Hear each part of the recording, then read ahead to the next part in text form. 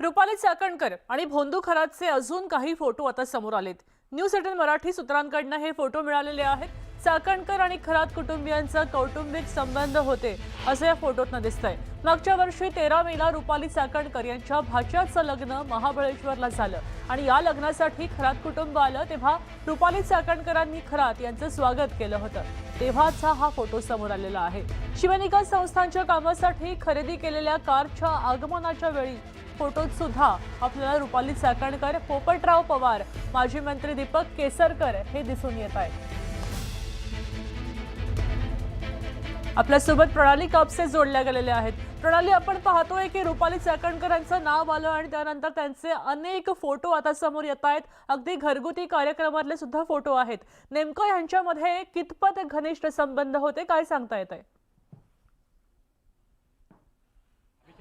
हे जे फोटो आहेत हे आता काही सूत्रांकडून मिळालेले फोटो आहेत, ज्याच्यामध्ये एकूण आपण जर बघितलं तर मुळात रुपाली चाकणकर यांच्या भाच्याचा गेल्या वर्षी जे लग्न झालेलं होतं त्यामधले हे फोटो आहे। या लग्नाला संपूर्ण खरात कुटुंबीय आलं होतं आणि तेव्हा रुपाली चाकणकर यांनी निमंत्रित असल्यामुळं या ठिकाणी खरात कुटुंबाला रिसीव्ह केलेलं होतं आणि त्या रिसीव्ह केल्यानंतर हॉटेलमधला हा फोटो आहे, महाबळेश्वरचा तो फोटो आहे अशी सूत्रांकडून माहिती मिळते। आणि त्या फोटोमध्ये सुद्धा आपण पाहतोय की रुपाली चाकणकर या खरातांच्या हातात हात घालून उभे आहेत। मुळात एखादा श्रद्धा त्यांनी यापूर्वी कबूल केलेलं की त्यांना ते गुरु मानत होते, त्यामुळे कदाचित आपण असं म्हणू शकतो। परंतु ज्या पद्धतीनं सातत्यानं रुपाली चाकणकर असं म्हणतायत की 7-8 वर्षांपूर्वी त्यांच्या खरातांशी कौटुंबिक संबंध आले होते, त्यांच्या कुटुंबाने त्यांना गुरु मानलेलं होतं।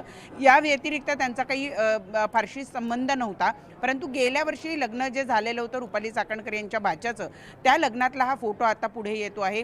इतकंच नाही तर शिवलिक नावाची जी संस्था आहे त्या संस्थेचं संस्थान जे आहे त्या संस्थानाच्या कार्यासाठी जी गाडी खरेदी करण्यात आलेली होती त्याचा सुद्धा फोटो आपण पाहतोय। त्या फोटोमध्ये सुद्धा रुपाली चाकणकर, त्यानंतर दीपक केसरकर, पोपटराव पवार हे सुद्धा खरातांबरोबर दिसून येतात। त्यामुळे एकूणच हे जे सातत्यानं रुपाली चाकणकर असं सांगतात की केवळ त्यांचे सामाजिक कार्याशी संबंधित संबंध होते किंवा जे संस्थान आहे त्या संस्थानाशी संबंध आलेला होता, बाकी काही त्यांना फारसं खरातांबद्दल माहिती नव्हतं असं मात्र या फोटोंवरनं तरी दिसून येत नाही। गेल्याच वर्षी झालेल्या या लग्न सोहळ्याला संपूर्ण खरात कुटुंबीय उपस्थित असल्याचं आपल्याला बघायला मिळत आहे। खरातांची पत्नी, त्यांची मुलगी ती सुद्धा या फोटोमध्ये दिसून येते।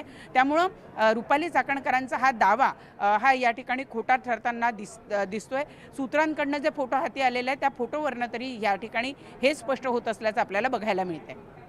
धन्यवाद सविस्तर माहितीसाठी। आपण पाहतोय की रुपाली चाकणकरांचे अनेक फोटो इथे दिसले होते। पुढे जातोय आपण। या विकृत खरातचा आता काळा इतिहास समोर येतोय। या नराधमानं काय केलं होतं यावर एक नजर टाकूया। अल्पवयीन असताना कुकर्म त्यानं केलं होतं। नातेवाईकांनी चोप दिला आणि गावातनं तो पसार झाला। मालवाहू जहाजांवर मजूर, खानसामा म्हणून त्यानं नोकरी केली आणि थायलंडमध्ये गुन्हेगारांच्या संपर्कात तो आला। इथं महिलांच्या तस्करीमध्ये काही भारतीयांना अटक झाली।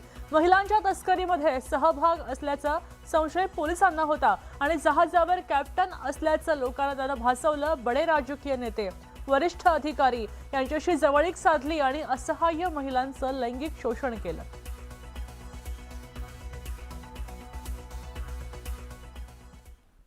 हा भोंदू बाबा अशोक खरात त्याची शिर्डीमध्ये कोट्यवधींची मालमत्ता आहे हे समोर आलं आणि त्यानंतर त्याची काही उद्योग व्यवसायात सुद्धा भागीदारी आहे असं समोर आलंय। शिर्डीतल्या वॉटर पार्क शेजारी असणाऱ्या या कोट्यवधींच्या मालमत्तेमध्ये हा भोंदू बाबा भागीदार आहे। 48 गुंठे परिसरामध्ये असणाऱ्या या सिल्वर ओक या लॉन्समध्ये तो भागीदार आहे। शिवनिका ट्रस्टचे उपाध्यक्ष जितेंद्र शेळके यांचे बंधू महेंद्र शेळके यांच्या लॉन्समध्ये कोट्यवधींची गुंतवणूक भोंदूबाबानं केली आहे। शिर्डीमध्ये अनेक मालमत्ता असल्याची चर्चा आहे आणि या मालमत्ता त्यानं कशा मिळवल्या याचीही चौकशी होणं गरजेचं आहे। भोंदूबाबा अशोक खरात याच्या शिर्डीमध्ये कोट्यावधीच्या प्रॉपर्टीज ज्या आहेत त्या असल्याचं समोर येत आहे। अनेकांशी त्याची भागीदारी देखील असल्याचं समोर येत आहे। मी आता शिर्डीमधल्या अशाच एका पॉश एरियामध्ये आहे जिथे साई सिल्वर ओक हा जो लॉन्स आहे, साधारण 48 गुंठे ही जमीन आहे आणि जिथे मोठा लॉन्स बांधलेला आहे, रो हाऊसेस आहेत, फ्लॅट्स आहेत, अगदी मोक्याच्या ठिकाणी असलेला हा ठीक आहे। सभापती महोदय, एखाद्या आयुधानं एखाद्या आयुधानं काही गोष्टी मांडणं मी समजू शकतो, पण ह्या गोष्टी मांडत असताना आम्ही जो कन्क्लूड करा कन्क्लूड करतो. सभापती महोदय, माझा माईक बंद केलेला आहे. नाही, सुरू अरे झालं. माझा आवाज दाबण्यापेक्षा तुमच्या बाजूला जे तुमचा आवाज दाबतात ना, त्यांच्या एकदा तरी कानाखाली मारून बघा. अरे ही हिंमत दाखवा कधीतरी, का फक्त आमच्या समोर. त्यावेळेला काय झालं ते आता परत त्याच्यावरती वेगळी डिबेट. 289 तुम्ही सविस्तर मला परवानगी द्या. 2.5 तासाची चर्चा लावा, याच्यामध्ये सविस्तर मी बोलतो. स्वाभिमान, उठाव, सगळ्या गोष्टी. राज्यात काय चाललंय, सर्वसाधारण नागरिक म्हणतोय अरे मंत्री मार खातोय, मला काय संरक्षण मिळणार आहे.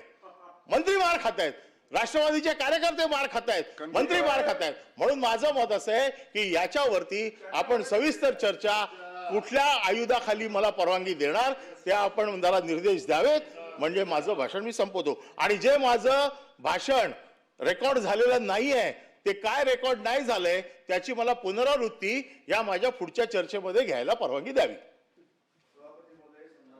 ज्येष्ठ सदस्य अनिल परब साहेबांनी ज्या आयुधाच्या माध्यमातून तुमच्याकडे परवानगी मागितली ते नाकारायचं की स्वीकारायचा हा तुमचा अधिकार आहे. पण त्यांनी असा उल्लेख केला की उठाव केल्यानंतर आम्ही जे आता काही शंभूराज देसाई साहेबांच्या संदर्भामध्ये झालं त्याच्यामध्ये शेपटी घातलेली असं त्यांनी उल्लेख केला.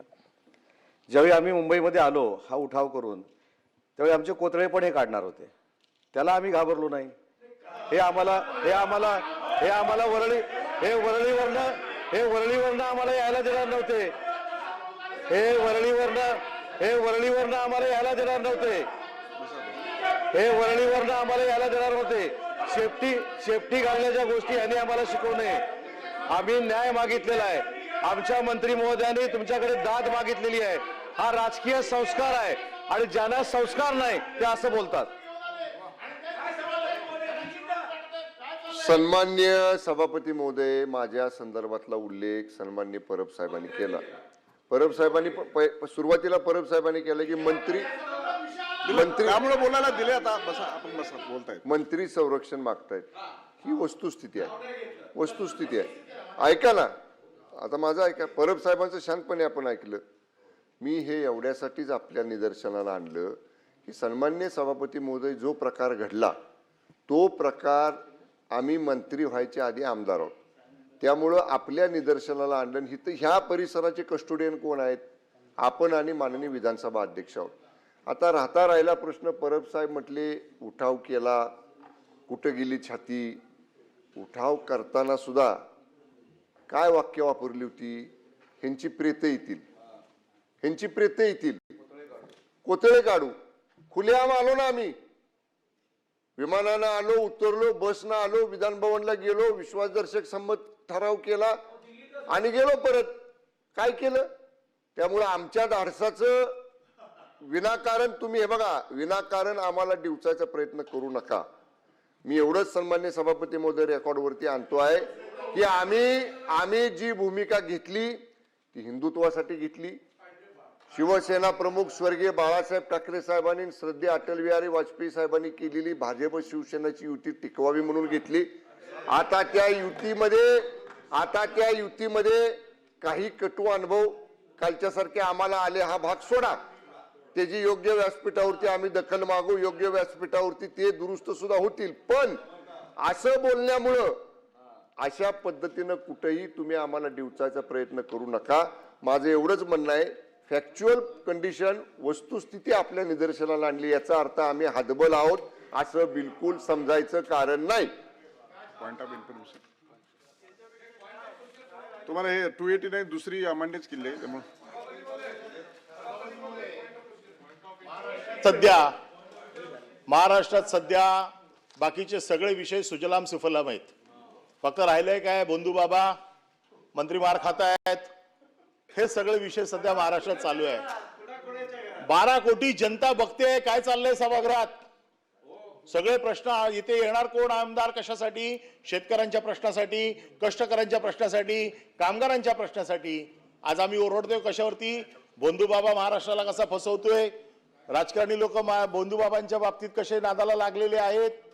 आम्हाला या 289च्या माध्यमातून सरकारकडनं हे निवेदन हवंय की हे जे प्रकरण आहे याच्यातली माहिती सरकारने आम्हाला द्यायला पाहिजे. आमच्याकडे बरीच माहिती आहे.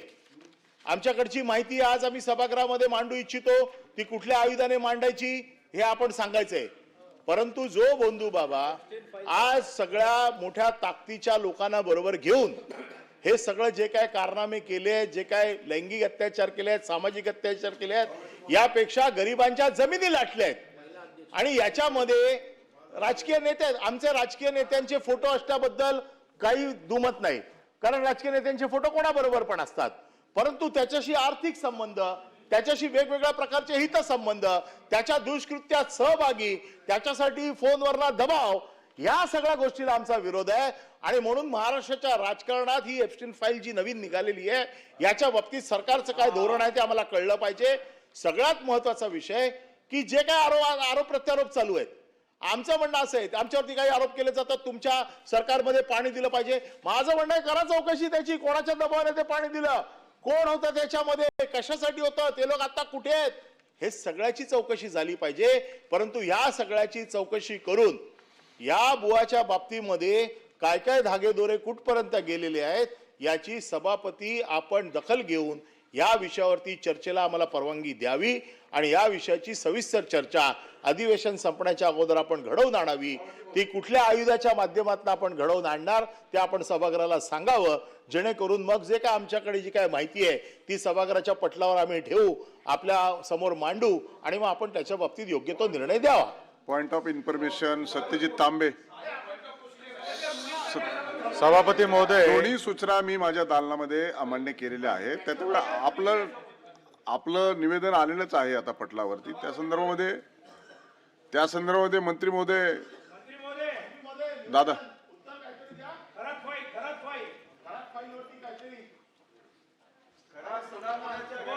सत्य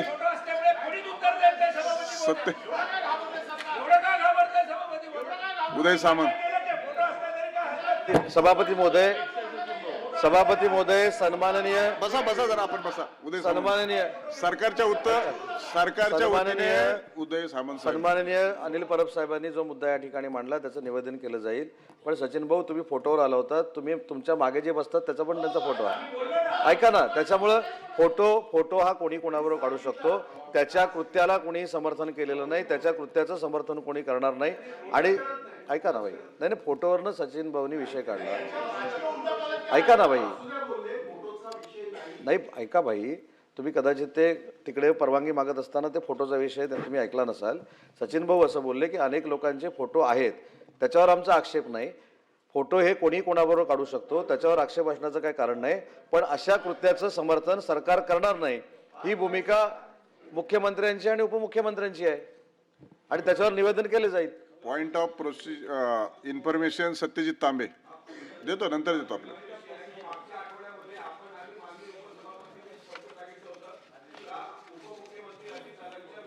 त्याची चौकशी, त्या संदर्भातली चर्चा आपण सोमवारी घेणार असं आपण सांगितलं होतं. अरे माझं म्हणणं आहे, तुम्ही उद्या घ्या, परवा घ्या, पण कामकाजात येऊ तर द्या. तुम्ही सभागृहात मला फक्त फायनल सांगा, ही चर्चा होणार आहे की नाही होणार आहे. आणि जर होणार असेल, उद्या मुख्यमंत्री येणार असतील, गृहमंत्री येणार असतील, तर उद्याच्या कामकाजात तरी दाखवा, एवढी विनंती आहे. हा एक भाग. आणि हक्कभंग समितीचे अध्यक्ष इथे बसलेले आहेत, प्रसाद लाड साहेब तुम्ही बसलेले आहात. माझ्या हक्कभंग समितीच्या संदर्भातला सुद्धा काय तुम्ही निर्णय घेणार आहात, ते होणार आहे की नाही ते एकदा सभागृहाला कळवा. बस आमची एवढीच विनंती आहे सभापती महोदय. सत्यजित तांबे. सभापती महोदय, सर्वप्रथम मी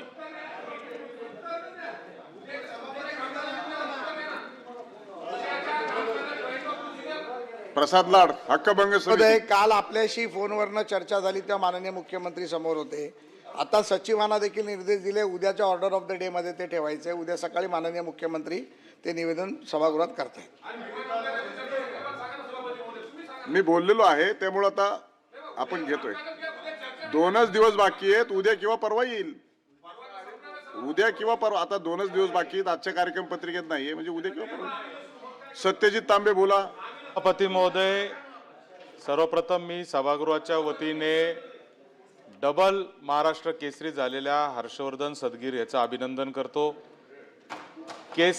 महाराष्ट्र केसरीची स्पर्धा आता डबल स्पर्धा पण व्हायला लागलेल्या आहेत आणि त्याच्यात त्यांनी डबल केसरीचा पुरस्कार यावेळेस त्यांनी ही कुस्ती मारून त्यांनी त्या ठिकाणी मिळवलेला आहे. सभापती महोदय, 2-2 स्पर्धा व्हायला लागल्यात.